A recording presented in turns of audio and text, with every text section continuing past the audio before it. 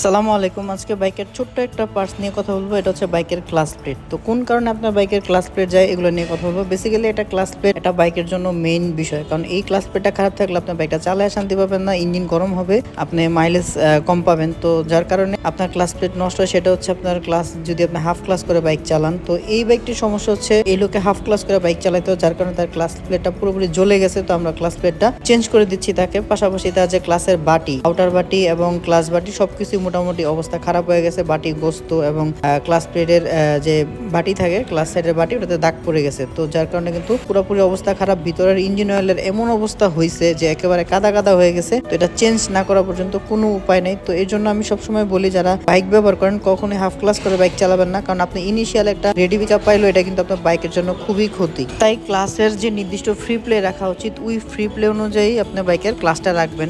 10 থেকে 20 মিলিমিটার হচ্ছে ক্লাসের নির্দিষ্ট ফ্রি প্লে, 0.4 থেকে 0.8 সেন্টিমিটার পর্যন্ত স্কেল দিয়ে মেপে ফ্রি প্লে নির্ধারণ করবেন। তখন আর বাইকের ক্লাস প্লেটে ঝামেলা হবে না। আপনি যদি একটু সতর্ক থাকেন, সেক্ষেত্রে কিন্তু আপনার এত বড় অ্যামাউন্টের টাকাটা ড্যামারেজ যাইতো না। তো সেক্ষেত্রে অবশ্যই আপনাকে এই জিনিসকে লক্ষ্য রাখতে হবে। সব সময় চেষ্টা করবেন বাইকের ক্লাসের ফ্রি প্লে নির্দিষ্ট অনুযায়ী বাইকটা চালানোর জন্য। তখন আপনি দীর্ঘমেয়াদী আপনি একটা ক্লাস প্লেট রান করতে পারবেন। ধন্যবাদ সবাইকে। আসসালামু আলাইকুম।